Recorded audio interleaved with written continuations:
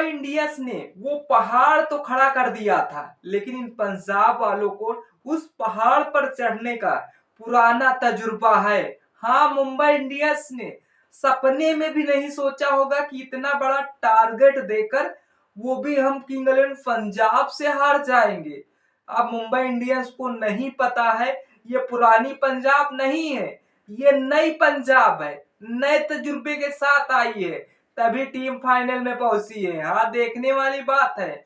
जिस अंदाज में कप्तानी से तो मैच नहीं जीते जाते हैं, बल्ले से रन भी बनाने पड़ते हैं, ऐसा श्रेयस अय्यर ने फिलहाल इस मैच में प्रदर्शन कर सभी खिलाड़ियों और सभी कप्तानों को बता दिया है कि सिर्फ बतौलेबाजी से कुछ नहीं होता, कुछ करना भी पड़ता है और करके दिखाना भी पड़ता है। हाँ, श्रेयस अय्यर ने जिस अंदाज में बैटिंग की है, इस अंदाज को शायद मुंबई इंडियंस एक साल तक याद करती रहेगी कि कहां से गड़बड़ी हुई, जो जीता जिताया मैच अपने हाथ से गवा दिया।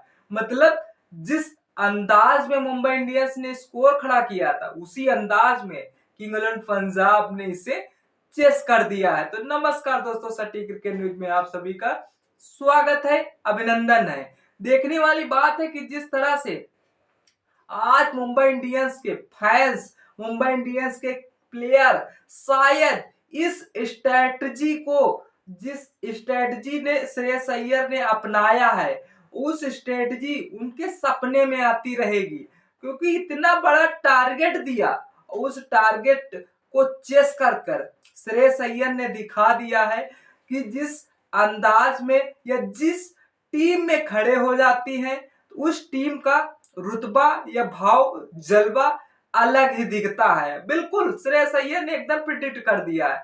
203 रनों का टारगेट दिया था, अन्य कोई टीम होती तो भैया 180 पर सिमट कर पवेलियन चली जाती।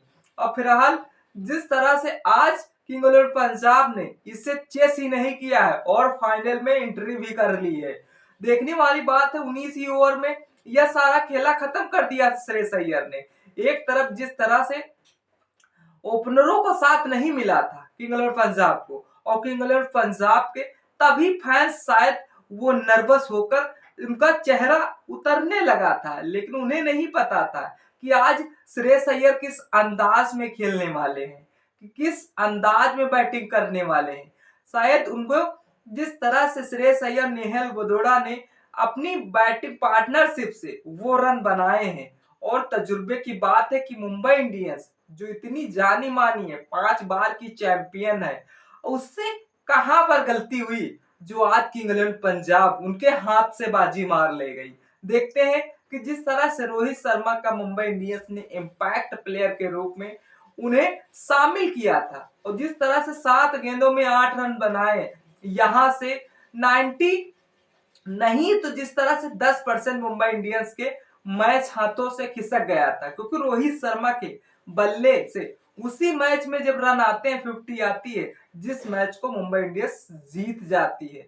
लेकिन फिर चलिए, जॉनी ब्रेस्टो को भरोसा था, जो जॉनी ब्रेस्टो ने 24 गेंदों में 38 रन बनाए। हाँ, तिलक वर्मा ने बेहतरीन पारी खेली है, 29 गेंदों में 44 रन बनाए, और उधर सूर्य कुमार यादव ने 26 गेंदों में 44 रन बनाए।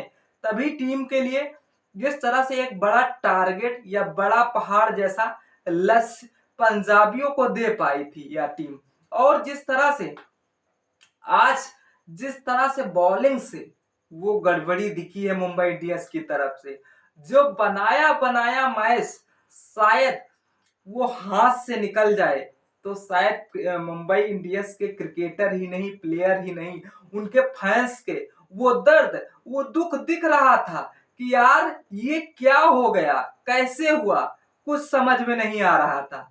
लेकिन श्रेयस अय्यर को वो जिस अंदाज में खेल रहे थे यार, जिस तरह से आज उन्होंने अपना कप्तानी से नहीं, अपना डिस्प्रेशन, एकदम उनका प्रेशर अपने आप पर आने ही नहीं दिया मुंबई इंडियंस के बल्ले बॉलरों को, और जिस तरह से ओपनर तो ऐसे जा रहे थे कि मानो सारा प्रेशर उन्हीं पर है। उन्हें नहीं पता भैया कप्तान जी आज किस अंदाज में खेलने वाले हैं, उन्होंने बेहतरीन तरीके से खेला। और जिस तरह से मुंबई इंडियंस से बात करते हैं, ट्रेंट बोल्ट जो हर मैच में 2 विकेट चटका के देते थे, आज भाई साहब एक ही विकेट चटकाया है। उसके 4 ओवर में 38 रन टीम के लिए लुटाए थे। उसके बावजूद रदर टॉपलिन जिस तरह 3 ओवर फेंके 40 रन दिए। दूसरी तरफ जसप्रीत बुमराह 4 गेंदों में 40 रन मार खाए, लेकिन आज विकेट नहीं आया। यहीं से लगा था कि जसप्रीत बुमराह को जिस तरह से आज मुंबई इंडियंस का ये जो पकी पूरी जिस तरह से खिचड़ी थी, वो शायद खिचड़ी एकदम किंग इलेवन पंजाब खाने के लिए तैयार है। भैया जिस तरह से एक होनहार प्लेयर या होनहार बॉलर पहले ही ओवर में आए और पहले ही ओवर में भाई साहब 20 रन खा जाए, तो इससे क्या शर्मिंदगी महसूस होती सर। जिस तरह से मुंबई इंडियंस के फैंस फिर संतोष या धैर्य रखते हैं कि चलिए जस्सी भाई हैं, अगले मैच में कमबैक करके वो सारा औसत एक जैसा कर देंगे।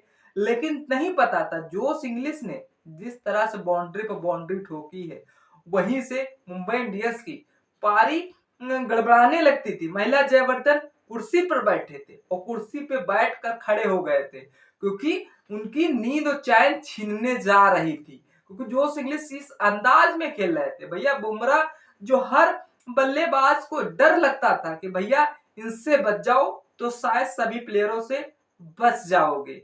लेकिन जोश इंग्लिश शायद जोश इंग्लिश पूरी इंग्लिश स्पीकर आए थे और उसी इंग्लिश में बुमराह न बुमराह कोई भी प्लेयर नहीं दिख रहा था। उन्हें सिर्फ दिख रही थी गेंद, और ऐसा स्टेडियम के बाहर भेज रहे थे कि मानो कि जिस तरह से भैया इनको बता दो कि कौन फेंक रहा है बाली। और जोश इंग्लिश ने आज जिस अंदाज में खेला, तभी मुंबई इंडियंस का खामियाजा भुगतने के लिए तैयार हो गई थी। तभी मुंबई इंडियन ने एक रणनीति बनाई थी। उस रणनीति पर शायद जोश इंग्लिश फंस गए। उसी जोश इंग्लिश पवेलियन चले गए। दूसरी तरफ अश्विनी कुमार जो 3 ओवर में तो ऐसा कमबैक करते हैं कि मानो अश्विनी कुमार ही की वजह से आज मुंबई इंडियंस मैच जीत जाए। लेकिन जो लास्ट ओवर जैसे ही लेकर आते हैं और श्रेयस अय्यर बैटिंग की छोर खड़े रहते हैं, तभी लग जाता है कि आज जिस तरह से अश्विनी कुमार से महंगा भैया कोई प्लेयर नहीं जाने वाला। भैया 2 विकेट चटका के दिए गए थे। हार्दिक पांड्या खुद सोच में थे कि अश्विनी कुमार से शायद ओवर ना कराते, हम ही पहले जाकर जाते तो शायद जिस तरह से यह मैच 20 ओवर तो कम से कम जाता ही जाता या विकेट चटकाया जाता। लेकिन ये सब नहीं हो पाया। स्ट्रेटजी सारी स्ट्रेटजी हाँ मुंबई इंडियंस की एक ता देनी होगी कि इतने बार जिस तरह से जितने रिव्यू लिए हैं वो सारे उनके पक्ष में गिरे हुए हैं। तो जिस तरह से आज मुंबई इंडियंस का खामियाजा जिस तरह से, एक तो यार बुमराह की यार्कर पर भाई साहब बाउंड्री पर बाउंड्री जा रही थी।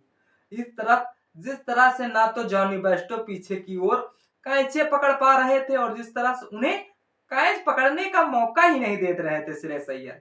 लेकिन श्रेयस अय्यर ने आज जो कप्तानी पैरी खेली है, तो मुंबई इंडियंस का पूरी हुलिया खस्ता करके रख दी है। अब मुंबई इंडियंस पिछले आने वाले साल में 2026 में जब वापसी आएगी, तो किंग इलेवन पंजाब से अगर श्रेयस अय्यर टिके रहे तो उससे भाई साहब बचकर ही खेलेगी। क्योंकि ये झटका जो लगा है 440 वोल्ट का मुंबई को, शायद इसे याद रहेगा और याद अच्छी अच्छी टीमों कर रहेगा। क्योंकि जिस तरह से मुंबई इंडियंस ने गुजरात टाइटंस को हरा कर आई थी और गुजरात टाइटंस मनी मन सोच रहे आज गुरु हमें हराए हो तो तुम्हें कल कोई और हराएगा। बिल्कुल उनकी बात सच हो गई है। हाँ आज फाइनली किंग इलेवन पंजाब ने उन्हें हरा दिया है। और जिस तरह से आज मुंबई ने 228 रन तो नहीं लेकिन 203 रन बनाए थे और यहीं से मैच पलट गया। पंजाब की टीम पंजाब के पास यह मुकाबला चला गया और जिस तरह से अगर 228-29 बनाए होते मुंबई इंडियंस तो शायद आज भी अपच उनके मैच में होता। लेकिन देखने वाली बात है जिस तरह से और टॉपली और अश्विन कुमार की गेंदों पर श्रेयस अय्यर ने वो अटैकमेंट किया है, शायद इन्हें खुद नहीं समझ में आ रहा होगा कि यार किस तरह से बैक टू बैक हैट्रिक 6 मारे थे श्रेयस अय्यर। एक तरफ मुंबई इंडियंस के पूरे छक्के 7 थे और उधर श्रेयस अय्यर के केवल 6-8 मारे थे। तो श्रेयस अय्यर ने आज जो पारी खेली है वो पारी के लिए तो एकदम बेस्ट तरीके से खेली है, कप्तानी भरी पारी खेली है भैया। लेकिन अब किंग इलेवन पंजाब जो फाइनल में पहुंच गई है, हाँ, आरसीबी के लिए खुशखबरी की बात है, क्योंकि जिस तरह से एक बार आरसीबी ने भी केवल पंजाब को हराया था, अब दोनों टीमों के आमने-सामने भिड़ने की संकेत है। और सबसे भिड़ने के संकेत नहीं, ये वो टीमें हैं, इनके पास वो कप फाइनल ट्रॉफी नहीं है। अगर इन दोनों टीमों के पास अगर एक मैच कोई हारती है टीम, उसके पास तो नहीं, जो टीम जीतेगी कम से कम उसके पास ट्रॉफी तो चली जाएगी। वो शायद 17 साल का सूखा भी खत्म हो जाएगा। आपको क्या लगता है इन दोनों टीमों के पास कौन सी चैंपियन बनने जा रही 2025 की? वो कमेंट सेक्शन खुला है, कमेंट जरूर करिएगा। वीडियो अगर अच्छी लगी हो लाइक शेयर कमेंट करना ना भूलिए। तब तक इस वीडियो को मजा लीजिए, फिर मिलते हैं किसी नेक्स्ट वीडियो के साथ। तब तक के लिए जय हिंद, जय भारत।